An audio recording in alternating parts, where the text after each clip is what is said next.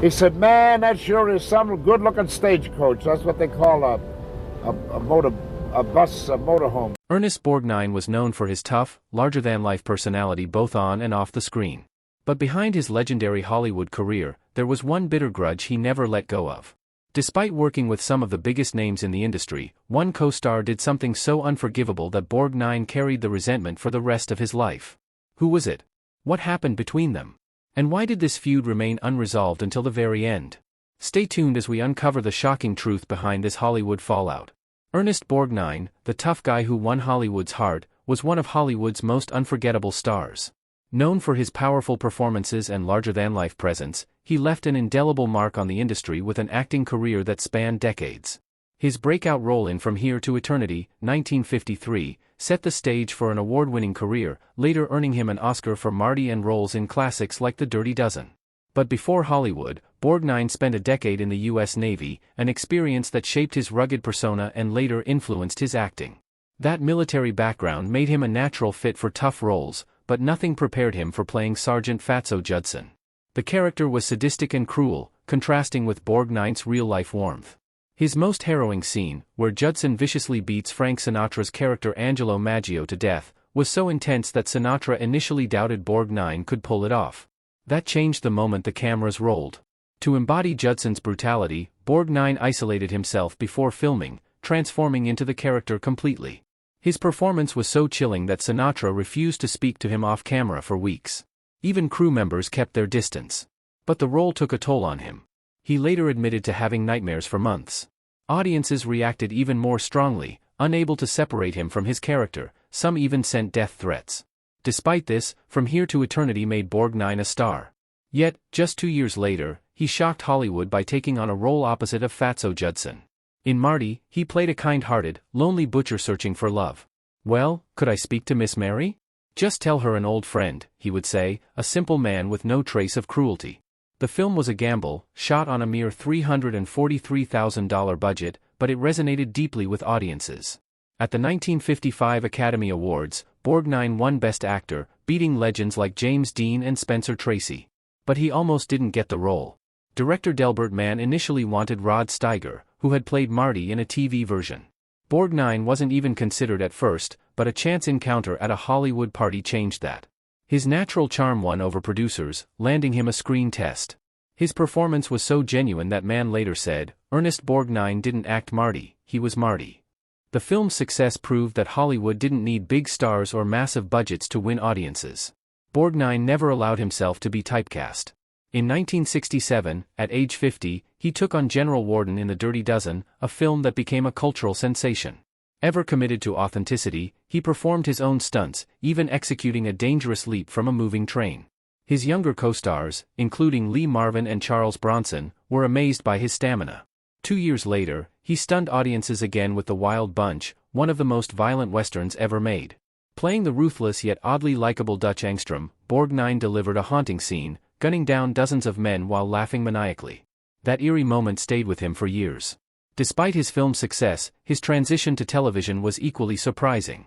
His big break came with McHale's Navy, a comedy that ran for 4 seasons and made him a household name. Unlike his intense film roles, his portrayal of Lieutenant Commander Quentin McHale was lighthearted and fun. But what most people didn't realize was that his performance was shaped by real experience. Having served in the Navy during World War II and spending years aboard the USS Sylph, Borgnine brought authenticity to the role, even in the show's silliest moments. But McHale's Navy wasn't all laughs and easy success. How did his time in the military shape his life beyond Hollywood, and what surprising twists awaited him next? Stay tuned, his journey was far from over. Ernest Borgnine's journey to Hollywood was anything but typical. Born Ernest Borgnine in 1917 in Hamden, Connecticut, he was the son of Italian immigrants. But at just 2 years old, his parents separated, and his mother took him to Italy, where he spent 5 formative years in Carpi, fully immersed in Italian culture. In 1923, his parents reconciled, and the family returned to the U.S. To fit in, his father changed his name from Camillo to Charles, and their surname was shortened to Borgnine. For young Ernest, the shift in identity was just the beginning of many transformations that would define his life. Growing up in New Haven, Connecticut, Borgnine showed no interest in acting. He was passionate about sports, and his high school yearbook made no mention of drama or theater. Acting wasn't even a consideration until fate intervened through the U.S. Navy. In 1935, fresh out of high school, he enlisted and was stationed on the USS Lambertson, serving for 6 years. By 1941, he was ready to move on and received an honorable discharge. But after the attack on Pearl Harbor, he couldn't sit back while his country was at war. In January 1942, he re-enlisted, serving on the USS Sylph, a patrol yacht defending the Atlantic coast. The war changed him, instilling discipline and a strong sense of camaraderie, qualities that would later shape his military roles on screen. By the time he was discharged in 1945, he had reached the rank of gunner's mate first class and earned multiple military honors. He even considered making the Navy his career. Then his mother made a life-changing suggestion. She told him he had a commanding presence and should try acting. At first, the idea seemed absurd. He had no experience, no connections, and no idea where to start. But he took a chance, enrolling in the Randall School of Drama in Hartford before joining the Barter Theater in Virginia. This was no glamorous beginning. Actors were often paid in food instead of money. Borgnine took whatever roles he could, performing nightly while also working behind the scenes, painting sets, fixing costumes, and even cleaning toilets. One night, while chasing a live chicken across the stage, the bird escaped into the audience, causing chaos. But Borgnine learned something crucial: how to adapt, engage the audience, and turn disaster into entertainment. His big break came when he landed a role in Tennessee Williams' The Glass Menagerie. Though he doubted himself, the audience loved his performance. By 1949, he made his Broadway debut in Harvey alongside James Stewart. But Hollywood still wasn't convinced. His rugged face was too intense for comedy and too unconventional for drama. That changed in 1951 when he made his television debut in Captain Video and His Video Rangers, a low-budget sci-fi series in which he played a villain. It wasn't a prestigious role, but it got him noticed. Soon after, Columbia Pictures offered him a small role in The Whistle at Eaton Falls, a tiny step toward something bigger. But as his career gained momentum, his personal life took unexpected turns. How did love shape the man behind the screen, and what surprises lay ahead? Stay tuned, his story is just beginning. Ernest Borgnine's personal life was as eventful as his career. It was marked by 5 marriages, filled with passion, heartbreak, and finally, lasting devotion. His first wife, Rhoda Keemans, was with him before fame. They married in 1949, had a daughter, and built a life together, but Hollywood's demands pulled them apart, and by 1958, their marriage ended. Borgnine later admitted that the blank page was a slap in the face he'd never forget. His fourth marriage to Donna Rancourt in 1965 brought 3 children. It lasted longer than his previous relationships but still ended in divorce by 1972. Then everything changed. That same year, Borgnine met Norwegian businesswoman Tove Tresnes in Las Vegas. She was aware of his reputation and hesitant, but his charm won her over. They married in 1973, and for the first time, Borgnine found real stability. Tove wasn't just his wife, she was his partner. Starving, but at least working at it, and part of the course was to learn everything about makeup from A to Z. She built a successful beauty empire, and he proudly supported her, even joking that he was the oldest Avon lady in the world. For nearly 40 years, their love endured, far outlasting all his previous marriages combined. In his final interview, just weeks before his passing in 2012, he said, "I'm 95 years old and still going strong. I think it's because of the love I have for Tove." On July 8, 2012, he passed away with her by his side, hand in hand. But while love shaped his life, another legacy cemented his place in history. How did television turn him into an icon, and what unexpected role made him a household name? Stay tuned, his story was far from over. Ernest Borgnine's unexpected journey in television took many twists. During the second season of McHale's Navy, he faced a terrifying on-set accident. A pyrotechnic device misfired, burning his face and hands. Production halted for 3 weeks as he recovered, but instead of slowing down, he returned with even more determination. That same year, his commitment paid off. He earned an Emmy nomination for his role. The show's influence reached further than anyone imagined. A declassified 1965 memo revealed that the U.S. Navy secretly consulted the show's writers, believing McHale's clever tactics could inspire real-world strategies. The result? Operation McHale, a classified series of naval training exercises. Though the details remain top secret, the idea that a sitcom helped shape military operations is astonishing. Borgnine's television career continued evolving in unexpected ways. In 1984, at 67 years old, he took on the role of Dominic Santini in Airwolf, an action-packed series about a high-tech helicopter. Determined to prove age was just a number, he insisted on doing many of his own stunts. That decision nearly proved fatal. In 1985, during filming, a helicopter spiraled out of control and crashed just feet from where he stood. Only his quick reflexes saved him from disaster. Then came a role that endeared him to an entirely new generation, Mermaid Man in SpongeBob SquarePants. It all started with his grandson, a huge fan of the show, who urged him to get involved. At a charity event in 1998, Borgnine mentioned it to a Nickelodeon executive. On the spot, he read a few lines off a napkin and secured the role. Over the next 13 years, Mermaid Man became a beloved fan favorite, with subtle nods to Borgnine's real-life Navy service woven into the character. His final recording session took place just 2 weeks before his passing in 2012, making him one of the oldest working voice actors at the time. Ironically, the man who became a television icon once dismissed TV entirely.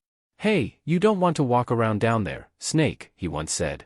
In 1956, fresh off his Oscar win for Marty, he rejected the lead role in The Real McCoys, scoffing that television was just a fad. At the time, movie stars viewed TV as a step down. But in 1961, a single conversation changed his mind.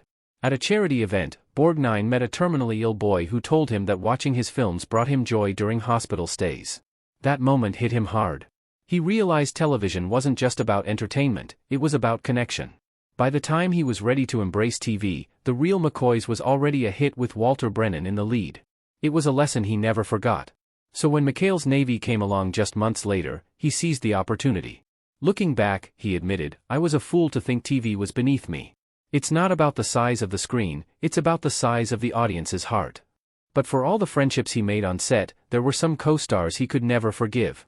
Who wronged him so badly that he carried the grudge for years? Stay tuned, this story is just getting started.